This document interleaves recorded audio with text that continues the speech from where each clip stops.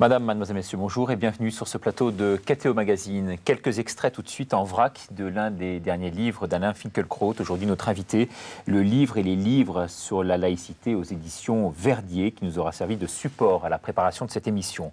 Je suis juif et je suis français, je ne crois pas en Dieu, pas de sentiments religieux. La France est mon affaire et la laïcité est mon affaire. Ce que j'ai pu faire en France, mes parents n'auraient jamais pu le faire dans la Pologne, qu'ils ont quittée. Ils m'ont envoyé aveuglément, c'est-à-dire en toute confiance à l'école publique, à l'école laïque. J'ai donc une dette à l'égard de la France et de l'école française, une dette aussi à l'égard de la langue. Mes parents m'ont appris à regarder le monde avec gêne et suspicion. Alain Finkielkraut, bonjour. Bonjour. Vous êtes normalien, philosophe, professeur de philosophie à l'École Polytechnique, considéré comme l'un des grands intellectuels français.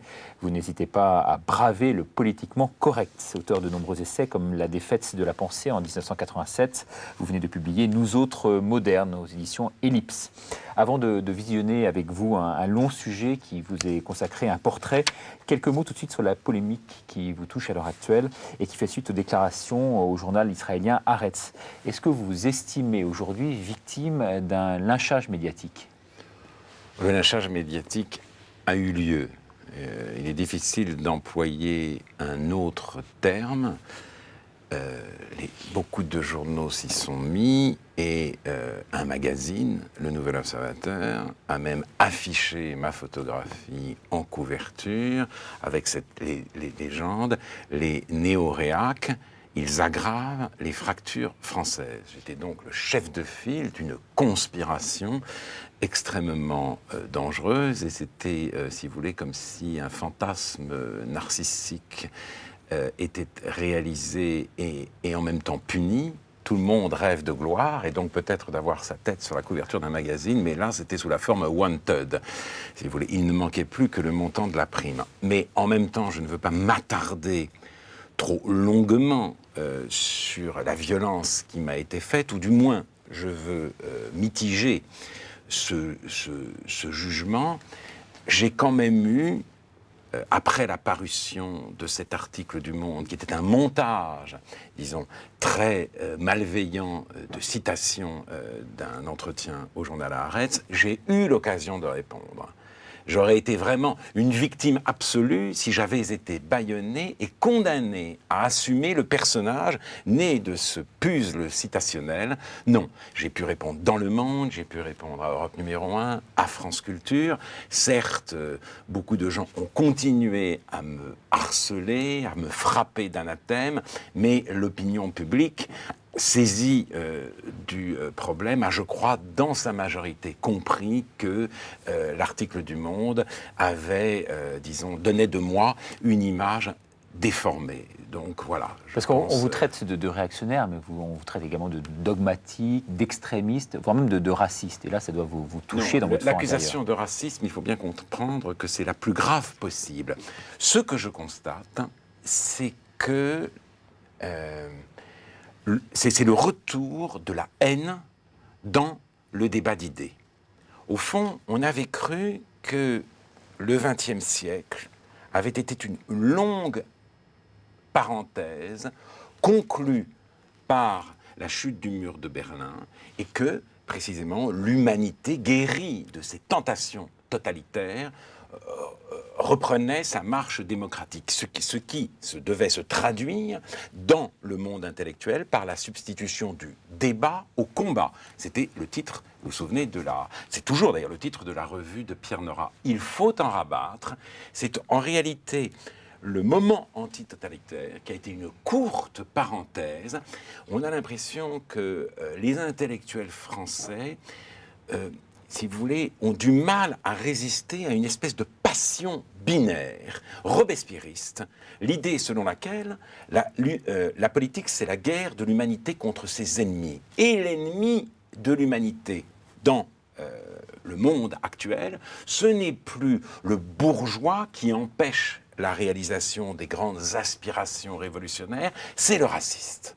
Et au fond, c'est ça. J'étais traduit devant un tribunal qui faisait de moi l'ennemi du genre humain. Mais, disons, cette simplification a été perçue Et beaucoup y ont reconnu justement la violence du politiquement correct, et ils m'ont défendu cela, non pas seulement au nom de la liberté d'expression, mais au nom du droit de regarder la réalité en face. J'étais condamné comme raciste. Pourquoi, en réalité?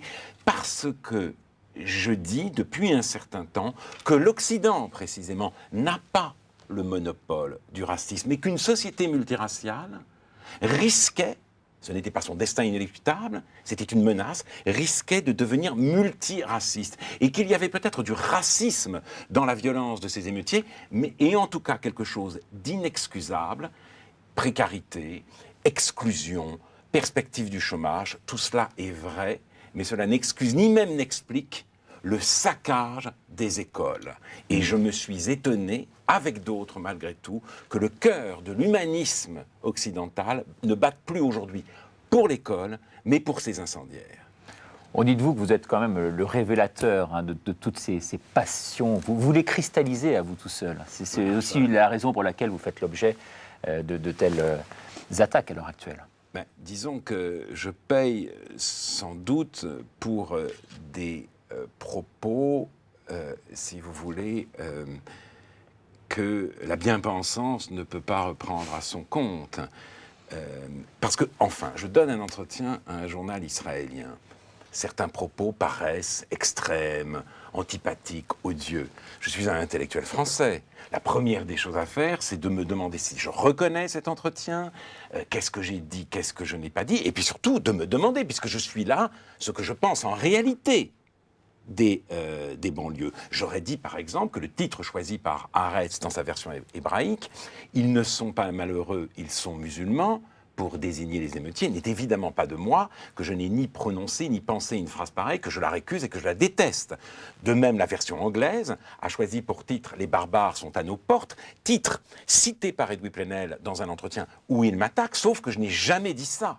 Je ne pense pas en ces termes. Donc, c'était facile de me poser la question. Non, on s'est précipité sur cet article, alors que, sans me demander ce que j'en reconnaissais, comme si on me prenait la main dans le sac, comme si c'était une aubaine, une occasion rêvée. Et en effet, je paye pour avoir dénoncé avec d'autres l'émergence d'une francophobie, voire d'un racisme anti-français que j'avais vu poindre, notamment lors de la manifestation de lycéens contre la loi Fillon. Ces lycéens ont été attaqués en cours de manifestation par des jeunes, justement, de cités et de banlieues qui en voulaient à leur portable, certes, qui les ont dépouillés, mais qui les ont attaqués en tant que blancs ou en tant que face de craie, comme on dit dans une chanson de rap. Et ça apparaît à certains comme une sorte de blasphème. Non, ils veulent, si vous voulez, réduire la réalité à l'affrontement des dominants et des dominés. Le retour en grâce de Frantz Fanon l'atteste. Il y a d'un côté les damnés de la terre, de l'autre côté un Occident colonial, post-colonial et toujours raciste. Et si vous dites non, la réalité ne correspond pas à cette vision, alors là, oui, vous prenez un risque considérable et vous vous exposez au pire des accusations. En un mot, au-delà des problèmes des banlieues, ce que vous fustigez, ce que vous montrez du doigt aujourd'hui, c'est la déontologie aussi journalistique. Les médias aujourd'hui jouent un rôle crucial en la matière, vous pensez ? Si vous voulez, dans leur façon de façonner un peu l'opinion publique. Les journalistes le journalisme est une nécessité absolue dans une époque comme la nôtre, parce que nous, face à la pluralité, à la diversité des événements, nous sommes en effet tenus d'essayer de les mettre en ordre. C'est les visions du monde, la philosophie ou l'idéologie qui pourvoient en nous à cette nécessité. Mais les journalistes sont là pour nous rappeler à l'ordre des vérités factuelles, pour empêcher que cette organisation ne devienne un système figé. Ils sont les gardiens des vérités factuelles, en tant précisément qu'elles dérangent la systématisation. Malheureusement, il y a de plus en plus de journalistes idéologiques, de journalistes qui précisément systématisent. Et ceux-là, par exemple, ont décidé que le mouvement des banlieues était une sorte de mai 68.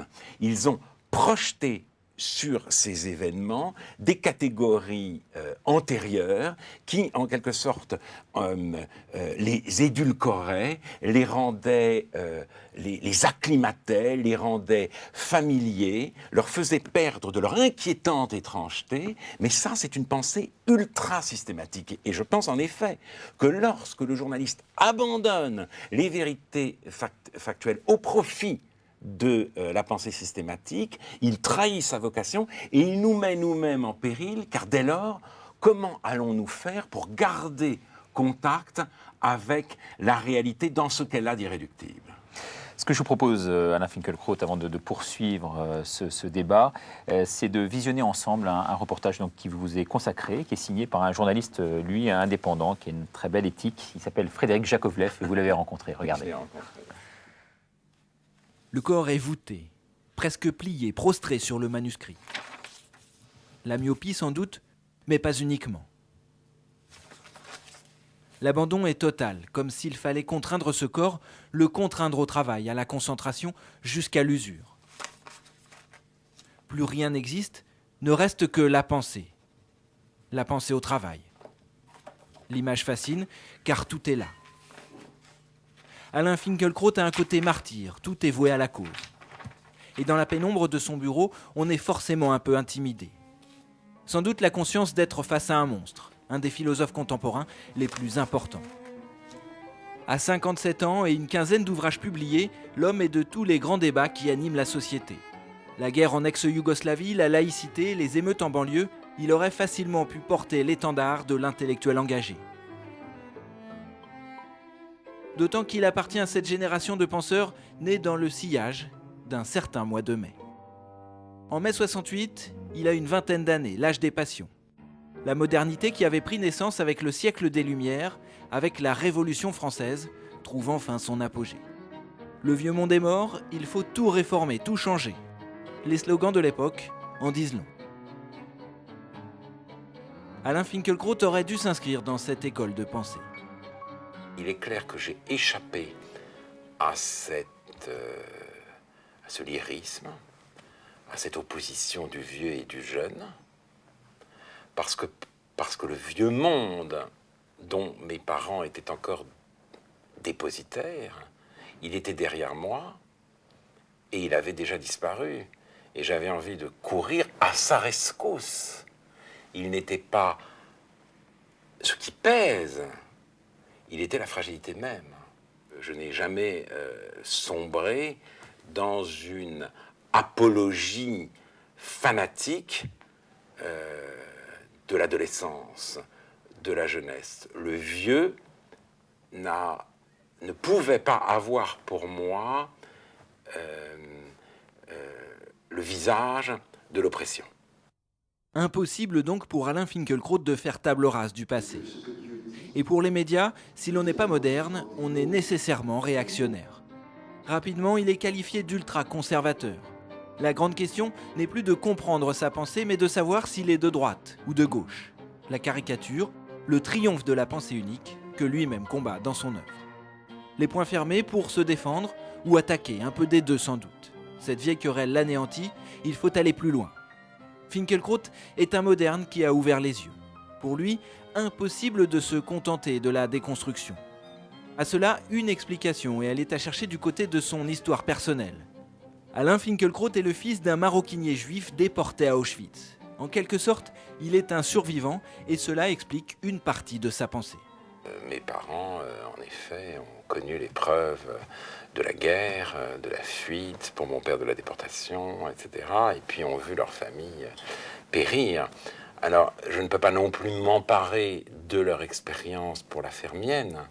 Moi, je n'ai pas connu ceux que j'ai perdus. Donc, en un sens, je ne les ai pas perdus. La souffrance n'a rien à voir, elle est beaucoup plus abstraite. Mais peut-être aussi, cette expérience qui est la leur m'a aidé à mettre en lumière, effectivement, la nécessité de se penser comme survivant en tant qu'être humain. C'est en tant que nous sommes des survivants que pour nous, le passé ne peut pas prendre seulement la figure du dépassé. Le passé ne peut pas prendre la figure du dépassé. C'est peut-être autour de cette idée que gravite son travail. L'idée d'une disparition inexorable, la lente liquidation d'un monde qui le précède. Responsable à ses yeux, le progrès, l'innovation et sa vision totalisante qui fustige le passé. Voilà ce que je pense. Qu'il valait mieux naître en 1950 que naître en 1990. Ceux qui viennent après sont beaucoup moins bien lotis que nos générations, même si, justement, le monde semble être pour eux à disposition. L'ivresse technologique dans laquelle elles sont plongées, ces générations, est en réalité un malheur. Ça, voilà la situation où je me trouve, voilà ce que je suis contraint à penser. Inlassablement et non sans un certain pessimisme, Finkielkraut dénonce les dérives de la société moderne qui fait l'éloge de la vitesse, du progrès. Les dérives de la modernité qui méprisent le passé. On l'accuse d'être passéiste, conservateur. Il serait sans doute un des rares vrais anticonformistes. Voilà, retour sur ce plateau, tout de suite une réaction à chaud par rapport à ce reportage. Il vous est fidèle, d'après vous ? Écoutez, oui, enfin, je pense en effet que ce journaliste a mis l'accent sur une des dimensions essentielles de ma réflexion et sur sans doute son ancrage existentiel. Je ne veux pas, si vous voulez, prendre un ton trop condescendant vis-à-vis de mai 68, par exemple. C'était un événement polysémique, polyvalent, protéiforme. Mais il y a un aspect qui m'est très vite apparu monstrueux, et il tient tout entier dans ce slogan « Professeur, vous nous faites vieillir » ou encore « Cours camarade, le vieux monde est derrière toi ». Cette transformation, si vous voulez, de l'idée traditionnelle de la vie bonne et son remplacement par l'idéal de la vie jeune avait, à mes yeux, quelque chose de barbare parce que, précisément, j'étais, oui, l'orphelin d'un vieux monde, d'un monde disparu. Et donc, j'ai pu percevoir, peut-être plus vite que d'autres, la fragilité du passé. Non pas cette idée, le cerveau, les traditions mortes qui pèsent sur le cerveau des vivants, mais cette fragilité intrinsèque qui fait que le passé ne tient que précisément par notre fidélité. Le manque de piété qui caractérise la modernité m'est apparu très vite. Et ça, effectivement, le reportage le dit bien. Parce que les critiques vont moins dans le sens où vous êtes nostalgique, effectivement, aujourd'hui du passé, qu'allergique à toute forme de progrès. C'est ce qu'on sent à travers vos déclarations. Est-ce que c'est vrai ? Est-ce que c'est faux ? Non, je crois au contraire que nous ne pouvons plus nous placer aujourd'hui dans la perspective du progrès. Nous ne pouvons plus vivre sous l'autorité du futur. Le futur est obscur, énigmatique et à bien des égards inquiétant. La preuve, d'ailleurs, l'optimisme a changé de nature. Autrefois, effectivement, l'optimisme était un progressisme. Un progressisme matériel, progressisme spirituel. On pensait, si vous voulez, à une avancée de la civilisation. Le mot même de civilisation atteste. On avait autrefois civilité, mais c'était un terme trop statique pour ce qui apparaissait aux Lumières comme un mouvement général de la société vers le bien-être, mais aussi, si vous voulez, une sorte de raffinement des mœurs. Tout cela n'est plus possible aujourd'hui. L'écologie, entre autres, nous le dit, et l'optimisme a changé, si vous voulez, de métaphysique. Aujourd'hui, ceux qui vous disent « n'ayez pas peur », par exemple, « n'ayez pas peur du mouvement des banlieues, n'ayez peur de rien », ceux-là ne connaissent pas la figure du progrès, mais ils se disent « l'humanité est par essence multiple ».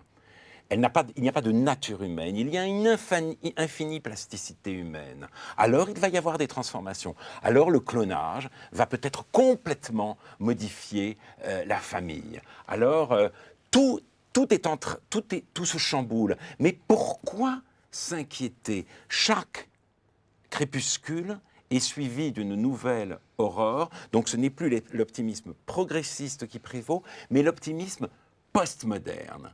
Tout est bien parce que tout révèle justement la richesse, la plasticité de l'humanité. Je ne raisonne pas en ces termes, je crois qu'il faut prendre acte d'une mortalité possible de l'essentiel. Le temps ne peut plus être vécu comme le temps de l'accomplissement, ni, à mon avis, comme le temps d'une sorte de métamorphose perpétuelle et en tant que telle appréciable et positive. Non, même la langue, par exemple, peut mourir. Alors, vous voyez, moi, c'est pessimisme, optimisme, je n'en sais rien. Je constate que la transmission de la langue est toujours plus difficile aujourd'hui. Et que me répond-on?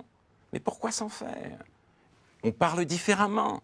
On connaît moins l'orthographe avec les SMS et le fait qu'Internet, si vous voulez, prend en charge à votre place la connaissance de l'orthographe. Mais après tout, c'est une nouvelle créativité. Donc là, je me retrouve, si vous voulez, confronté à ce qui est l'une des plaies de l'époque, le relativisme culturel. Et un relativisme culturel qui accompagne la technique. Autrefois, on disait, il y a une multiplicité de cultures, et on le disait pour faire pièce à l'arrogance d'un Occident qui se prévalait de sa supériorité technique pour tenir les autres réalités pour les considérer comme barbares. Non, a-t-on dit, il y a multiplicité de cultures. C'était le grand progrès de l'ethnologie. Mais aujourd'hui, c'est en faveur précisément de la technique et des transformations qu'elle apporte qu'on brandit l'argument du relativisme culturel. Et là, je dois dire en effet qu'à ma propre stupéfaction, je trouve des échos à mon inquiétude chez ce que dit Benoît XVI. Exactement. J'allais y venir sur le relativisme. Effectivement, il revient dessus très, très fréquemment. Sur cette phrase en guise de slogan, n'ayez pas peur, reprise aujourd'hui donc, par les politiques à leur façon, c'est quand même à la base une phrase donc, lancée par le pape Jean-Paul II. Hein, c'était oui, mais aux jeunes. Jean-Paul II disait n'ayez pas peur du totalitarisme notamment. N'ayez pas peur, l'oppression n'est pas éternelle. Moi, je me réfère davantage à ce que Hans Jonas, dans le principe responsabilité, appelle l'heuristique de la peur.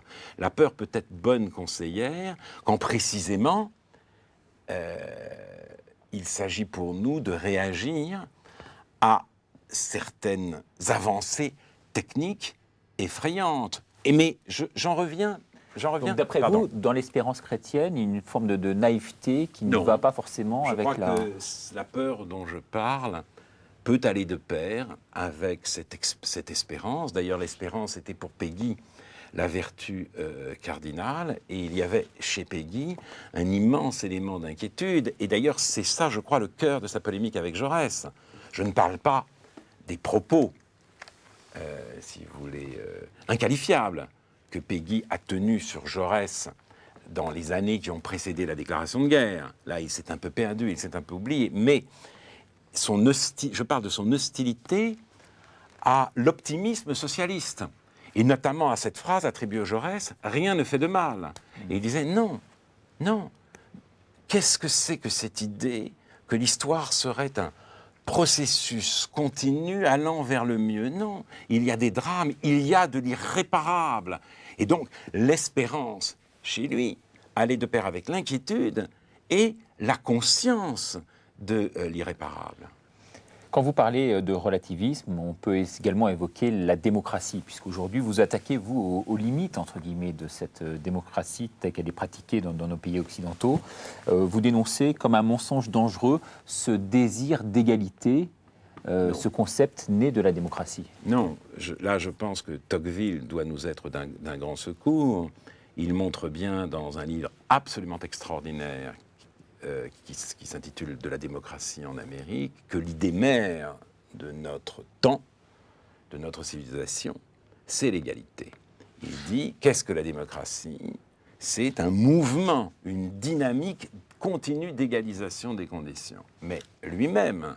Tout m'est égal parce que les hommes sont égaux. Oui, c'est ça. Il lui-même s'inquiète de cette situation, tout en disant que cette démocratie est une application, en quelque sorte, de la Bible. Il y voit, si vous voulez, la mise en acte d'une vérité évangélique. Donc, il prend parti pour l'égalisation des conditions, et il ne le fait pas simplement parce que c'est inéluctable, il le fait en tant que chrétien. C'est le chrétien en lui qui, si vous voulez... Et dépositaire. Oui, mais justement, qui réussit à vaincre les préjugés, les nostalgies ou les inquiétudes de l'aristocrate.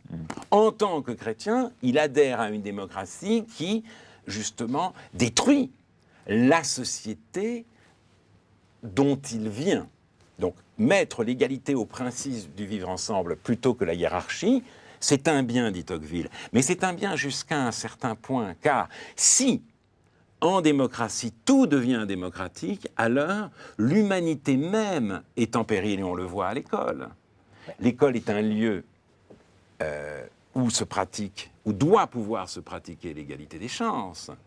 Mais si vous dites que l'école doit être elle-même un lieu démocratique, si au nom de l'égalité, vous ne faites plus place pour aucune dissymétrie, si vous faites la chasse à toutes les hiérarchies existantes, alors en effet, la culture disparaît, l'autorité perd la légitimité qui était la sienne, et nous arrivons démocratiquement au bord du nihilisme. Nihilisme du tout est égal, et bientôt aussi nihilisme du tout est possible et du tout est permis. Tout est égal puisque nous sommes égaux, tout est possible puisque aucune forme de vie ne peut être dite supérieure à une autre, tout est permis parce que chaque style doit pouvoir aller jusqu'au bout de lui-même. Donc, si je vous comprends bien, les limites de cette égalité, c'est le nivellement, en fait, l'uniformité. Non, je ne dirais pas que c'est des limites. Je pense qu'au contraire, il y a une illimitation de la démocratie. Et moi, je suis frappé par le fait qu'aujourd'hui, nous sommes conduits, malgré nous, à penser en termes de limites. Malgré nous, pourquoi ? Parce que l'emblème de la modernité, c'est Prométhée. Et Prométhée, c'est celui qui franchit les limites, qui transgresse. Et le sport a été longtemps d'ailleurs une grande métaphore de la modernité elle-même. On a dit que Pierre de Coubertin ressuscitait le sport antique, sauf que dans le sport antique, il s'agissait pour l'athlète d'accomplir sa nature. Dans le sport moderne, il n'y a plus de nature. Il s'agit pour l'athlète de battre des records et de montrer que l'homme n'est pas nature, mais qu'il a liberté et qu'il peut aller toujours plus haut, toujours plus vite, toujours plus fort. Et nous voyons, avec le problème du dopage, qui n'a l'air de rien, que ce que nous applaudissions, comme si vous voulez, l'allégorie même de notre condition nous fait peur aujourd'hui. Nous avons le sentiment que les athlètes vont trop vite, trop haut, trop fort. Et nous nous demandons si ils sont encore humains ou s'ils sont peut-être les cobayes de la post-humanité. Et voici une prière tout à fait étrange, moins vite, s'il vous plaît. Quand on prend acte, quand on constate les moyennes réalisées par les coureurs du Tour de France, on se dit, certes, le matériel s'est amélioré, mais on s'arrache les cheveux. Donc vous voyez, c'est là la surprise, si vous voulez, qui est faite à une société ou à une civilisation prométhéenne. Elle est conviée à se ligoter elle-même alors qu'elle est programmée pour franchir toutes les limites. Je rebondis sur ce que vous disiez tout à l'heure, un instant, sur l'école. Cette école, en fait, c'est l'école laïque que vous défendez. Pour quelles raisons ? Alors, quand je défends l'école laïque, je la défends face à une autre laïcité. Il faut bien savoir que le querelle scolaire, aujourd'hui, n'oppose plus l'Église ou les églises et la République. Ça, c'est terminé. Mais deux laïcités. Une laïcité fermée, dont je serai l'un des porte-paroles, et une laïcité ouverte qui consiste à dire, après tout, l'école doit pouvoir s'absorber dans la société. L'école ne doit pas être un sanctuaire. Et c'est intéressant ce mot de sanctuaire, parce que c'est un mot emprunté à la religion.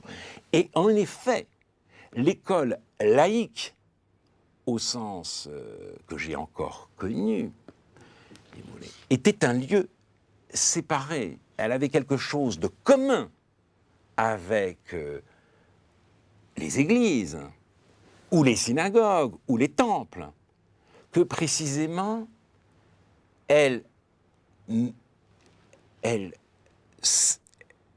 avait pour vocation de s'abstraire de la vie courante, justement. On ne courait plus, on s'arrêtait, on respectait un certain nombre de rites. Il y a une phrase de Renan que j'adore. Renan, le positiviste.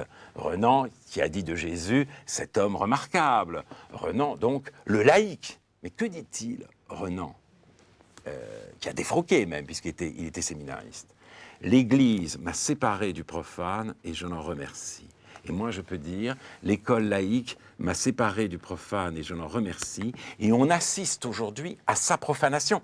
Et il faut bien voir que les partisans du foulard islamique à l'école étaient en réalité des profanateurs. Parce qu'ils ne disaient pas « nous aimons le foulard parce que nous respectons des vérités plus hautes que la culture ». Non, nous voulons le foulard parce que toutes les identités doivent pouvoir exister à l'école. Leur argument n'était pas transcendant, mais immanent. Il parlait au nom d'une immanence à laquelle nul lieu, nulle instance ne pouvait faire exception, ne pouvait déroger. Il voulait l'absorption de l'école dans l'immanence du social. Et c'est à cette profanation que j'ai résisté en m'opposant au voile islamique à l'école, mais je me rends compte que cette résistance n'aurait de sens que si l'école pouvait se séparer vraiment de la société. Si en effet on interdit le voile et on permet le n'importe quoi vestimentaire, alors les islamistes sont fondés à dire oui, mais le voile c'est la pudeur. Il ne faudrait pas abandonner aux religions le monopole de la pudeur. Il y a une réserve, il y a une retenue, il y a une pudeur laïque. Qu'est-ce que l'école? C'est le lieu de la suspension des arrogances. On s'incline en effet devant la culture. Et il me semble qu'on ne s'incline plus précisément parce qu'on ne sait plus faire la différence entre laïcité ou laïcisation et profanation. On vous a donné, c'est vrai, à l'école un certain patrimoine, hein, tout en vous privant, dites-vous, de références quand même essentielles, notamment toute cette notion de transcendance que vous souhaiteriez voir véhiculer davantage. Non, je ne dirais pas les choses comme cela, si vous voulez. C'est intéressant. Parce que ça nous que cette école soit un espace sacré également, oui, quand même. Sacré au sens où, en effet, au sens de séparer. Séparer. Donc, en ce sens-là, oui. Et puis surtout, il faut s'interroger sur la nature de la modernité. On dit souvent, la modernité, c'est le passage de l'hétéronomie à l'autonomie. L'hétéronomie, la loi vient de l'extérieur. Ou disent des laïcs, les hommes croient qu'elle vient de l'extérieur. Et donc, ils obéissent à une loi dont ils ne veulent pas reconnaître qu'ils sont les auteurs. Après, avec la modernité, ils deviennent les auteurs de leur propre loi. Et donc, on dit, ça commence par la démystification du canon. Certes, mais la modernité, c'est aussi l'humanisme de la Renaissance. Et qu'est-ce que c'est que l'humanisme de la Renaissance? C'est aussi un détour. C'est aussi l'idée que nous n'accédons pas immédiatement à nous-mêmes, que pour devenir nous-mêmes, comprendre ce que nous sommes et les sentiments qui nous agitent et le monde dans lequel nous vivons, nous devons faire un détour par des œuvres. Autrement dit, la modernité n'est pas simplement une décanonisation générale, mais une autre canonisation. Et d'ailleurs, les Anglais, les Américains disent, pour ce que vous avez appelé le patrimoine, ils disent le canon. Alors certes, la délimitation de sa détermination, la détermination de ce canon n'obéit pas aux mêmes règles que les Écritures, parce qu'on ne peut pas parler au même sens de paroles révélées. Mais en même temps, le mot même de classique veut dire qu'il y a des œuvres que nous abordons avec une loyauté préalable et une admiration mystérieuse. Et c'est cela, l'école. Et dont j'ai bénéficié. Or, aujourd'hui, on assiste effectivement à un mouvement de démystification et de décanonisation générale, ce qui m'amène à penser que, effectivement, le débat n'est plus du tout entre la religion et la laïcité, mais entre ceux qui ont conscience, justement, de cette nécessité d'une transcendance, même si ce n'est pas la même, et ceux qui veulent nous faire vivre dans l'immanence absolue. C'est pour ça que pour vous, aujourd'hui, la laïcité se présente vraiment comme une évidence, et non plus comme une question, comme ce fut le cas dans un passé récent. C'est-à-dire, non, je dirais surtout que nous sommes aujourd'hui en proie à une querelle des homonymes. C'est ça qui me frappe beaucoup. C'est-à-dire, autrefois, il y avait les laïcs et les autres. Maintenant, il n'y a que des laïcs. Et ce sont des laïcs qui défendent le voile islamique à l'école. Ce sont des laïcs qui déploient la nécessité de ce qu'ils appellent une démocratie des identités.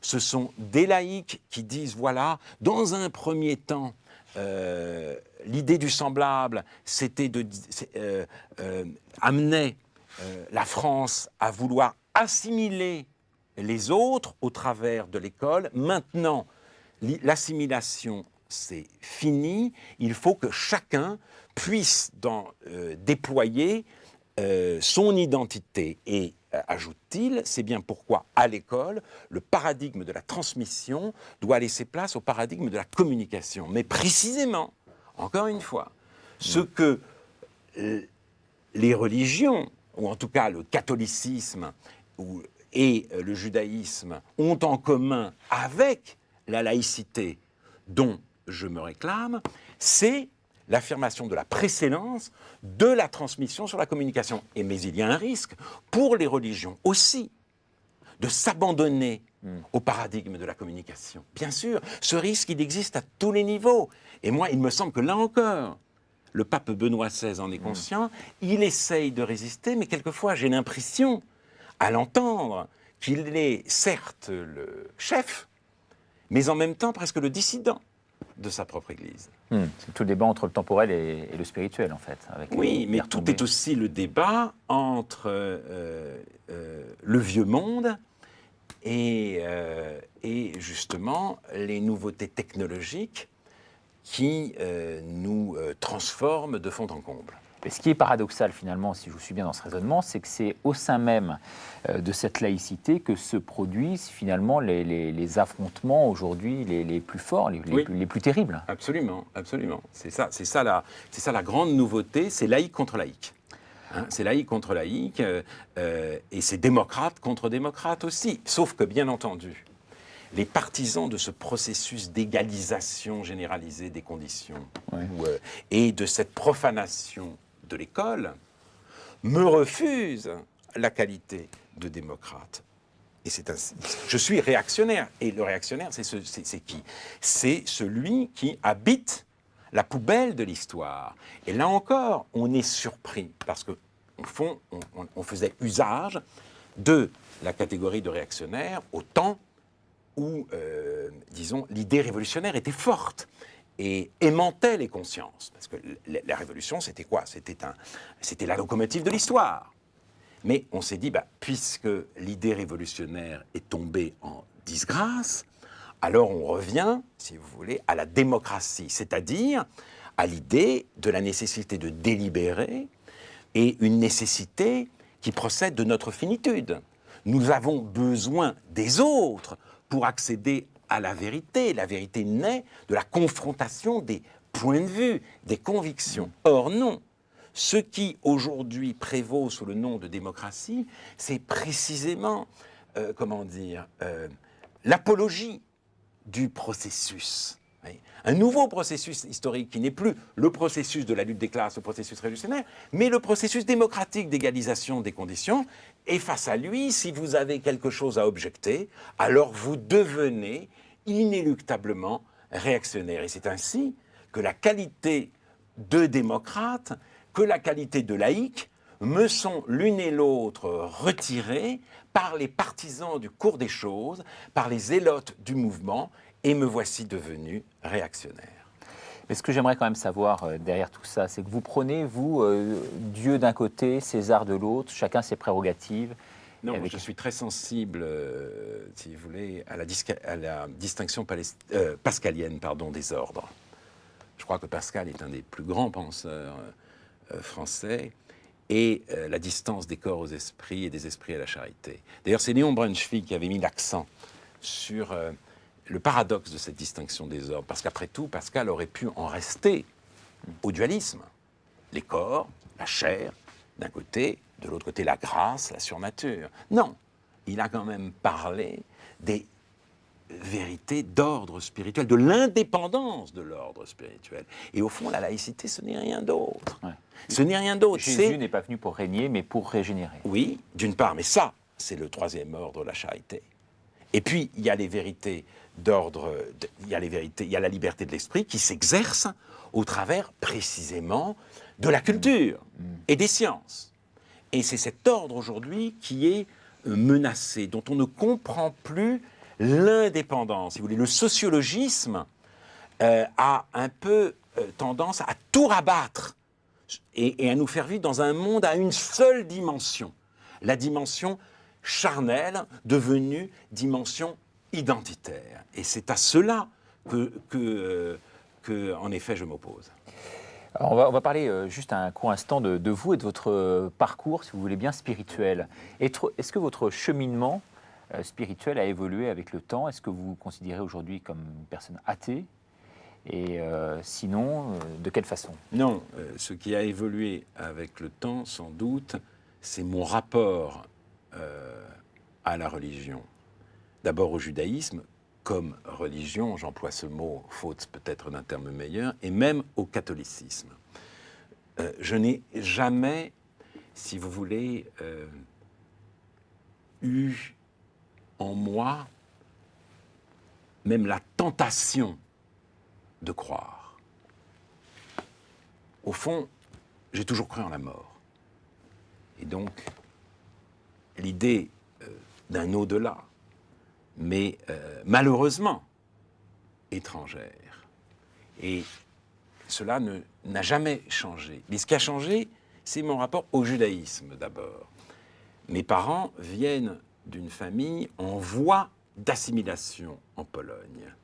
Et ils ont accéléré le processus, car précisément, ils ne vivaient plus sous le regard de leurs propres parents qui respectaient encore les fêtes. Eux se sont retrouvés seuls, orphelins. Ils n'ont plus le cœur de mettre le rite, de soumettre leur vie à un certain nombre de rites minimaux, comme le respect du Shabbat, ce qui fait que j'ai vécu dans une famille obsessionnellement juive et totalement déritualisée.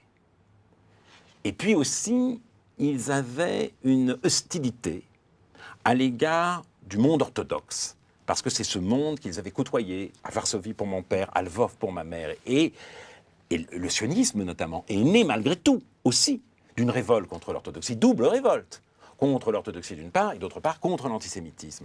J'ai été un peu l'héritier sinon de cette révolte, du moins de ce malaise.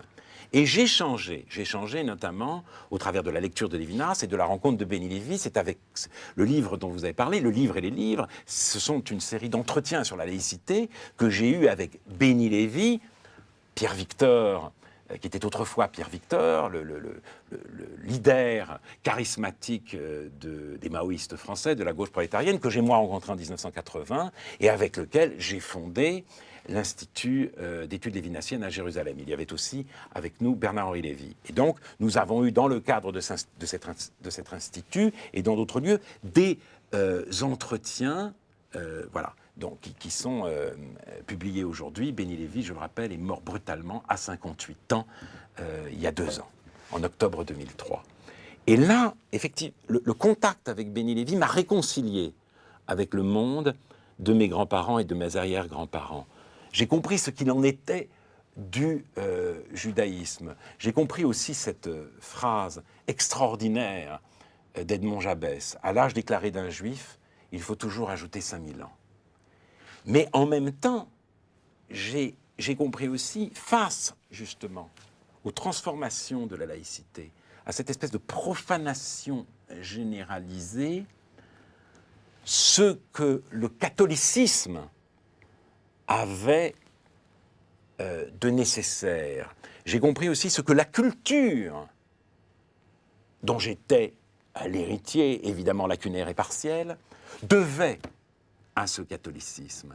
Et là encore, donc j'ai perdu toute attitude d'hostilité et de condescendance, ou même toute inquiétude, car je suis sensible aussi à cette extraordinaire réconciliation que l'Église catholique a entamée avec les Juifs, avec le judaïsme. Depuis Vatican II. Depuis Vatican II, depuis Jean XXIII, un pape qu'on a un peu tendance à oublier. Il a été occulté par la personnalité, il est vrai, tout à fait exceptionnelle de Jean-Paul II. Mais c'est lui qui était à l'origine de ce mouvement, lui et Jules Isaac.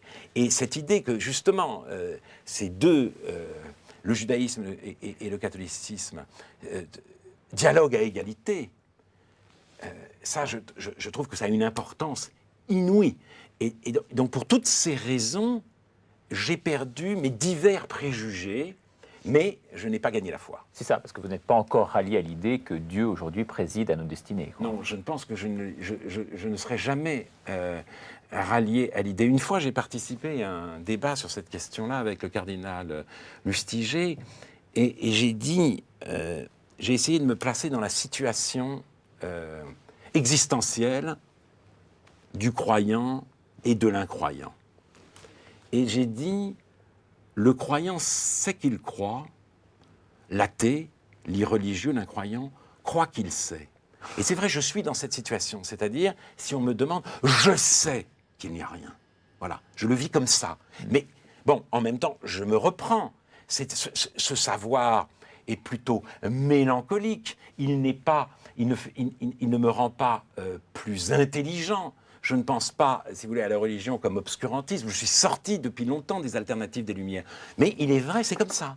Je crois que je sais qu'il n'y a rien parce que ce à quoi je crois profondément, c'est en la mort. Alors, mon problème, c'est évidemment d'agir malgré tout comme si je n'y croyais pas. C'est-à-dire de ne pas me laisser à ce point envahir par la certitude du rien que, au fond, je ne serais plus capable de m'engager pour autre chose, pour un autre horizon que celui de ma propre existence. Il nous reste 3 minutes. Peut-être encore rebondir sur cette phrase. Vous dites, c'est la mort dans l'âme que je fais mienne, cette phrase de Scholem. Là où Dieu se tenait jadis, se tient à présent la mélancolie. Oui, je trouve cette phrase absolument magnifique. Et je la trouve très... Enfin, elle correspond à ce que je ressens, cette sorte d'athéisme sans dédain, d'athéisme sans esprit de supériorité, un athéisme qui en a fini avec la bataille des Lumières. Cette bataille a été sans doute nécessaire. Si vous voulez, je ne vilipende pas les hommes des Lumières. Les compromissions de l'Église avec le pouvoir temporel rendaient sans doute indispensable, notamment en France, un combat de ce type. Mais nous n'en sommes plus là, et à l'homme fervent qui croit, ou bien, pour parler un langage plus juif, qui se tient devant Dieu, eh bien, je n'ai rien d'autre à opposer que ma mélancolie et la nécessité où je suis de me tenir droit, quand même, sans me tenir droit devant personne. Peut-être une dernière question, Alain Finkielkraut, une question d'actualité. Est-ce que vous êtes, vous, favorable à cette décision du chef de l'État, Jacques Chirac, d'abolir le fameux article 4 de la Constitution sur les effets positifs de la colonisation ? Oui. Je pense que la liberté académique doit être préservée. C'est l'indépendance de l'ordre spirituel, justement. Voilà. C'est l'ordre de l'esprit selon Pascal. Mais, il faut constater que le même jour, ou la même semaine où on apprend cette abrogation de l'amendement parlant des effets positifs de la présence française outre-mer et engageant les enseignants à aller dans ce sens, le chef de l'État choisit le 10 mai comme date de la journée souvenir de l'esclavage. Pourquoi le 10 mai ? Parce que c'est le jour où a été votée la loi Taubira. Or, la loi Taubira est aussi invasive et aussi préoccupante du point de vue de la liberté académique que la loi sur la colonisation. Elle est peut-être plus sympathique, la loi Taubira, puisqu'elle prend en charge la douleur des opprimés et de leurs descendants, mais elle ne parle que de la traite atlantique, c'est d'elle et d'elle seule qu'elle fait un crime contre l'humanité, et elle demande un changement conséquent de l'enseignement aussi. Donc, elle met en péril la liberté des professeurs. Que leur arrivera-t-il s'ils enseignent les traites dans toutes leurs dimensions, traite atlantique, mais aussi traite négrière islamique, mais aussi traite interafricaine?